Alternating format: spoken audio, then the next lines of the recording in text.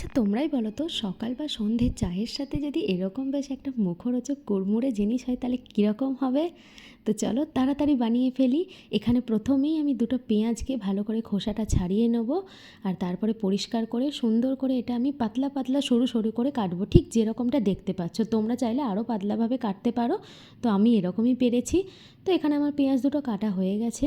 এরপর একটা বাটিতে আমি এই সরু সরু কাটা পেঁয়াজ, 2 চামচ বেশ ভর্তি ভর্তি বেসন, আর একদম সামান্য খাবার সোডা দেব। আর এখানে আমি দেবো স্বাদ মতো নুন, যেরকম দরকার, আর বেশ একটু হলুদ, যাতে কালারটা খুব ভালো আসে। তোমরা চাইলে একটু কাশ্মীরি লঙ্কাও দিতে পারো, তো আমি দিইনি সেটা। তো এবারে এটাকে খুব ভালো করে জল দিয়ে মেখে নেবো। তোমরা চাইলে কিন্তু এখানে আর একটু বেসন দিতে পারো যদি তোমাদের মনে হয়, তো আমার আর দরকার হয়নি। ব্যাস আমার মাখা হয়ে গেছে। এইবার আমি গ্যাস অন করে কড়াই বসিয়ে এতে তেল দিয়ে দেবো। তেলে কিন্তু কিপটেমি করলে চলবে না, একটু তেল দিতেই হবে এটাতে। ব্যাস আর কিছুই না। এরপর ইচ্ছা মতন যেমন খুশি শেপ দিয়ে দাও আর পকোড়াগুলো দিয়ে দাও। আর আঁচটা কিন্তু অবশ্যই কম রাখবে, নাহলে কিন্তু একদম পুড়ে যাবে। আর এরপরে এদিক ওদিক উল্টে পাল্টে এগুলোকে বেশ ভালো করে লাল লাল করে ভেজে নাও। ব্যাস তাহলেই হয়ে গেল পেঁয়াজ পকোড়া।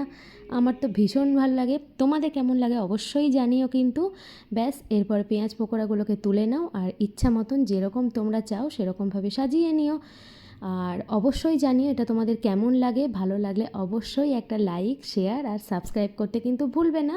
আর এই রকম ভালো ভালো রেসিপি দেখতে হলে অবশ্যই আমার এই পেজটাকে তোমাদেরকে ফলো করতে হবে।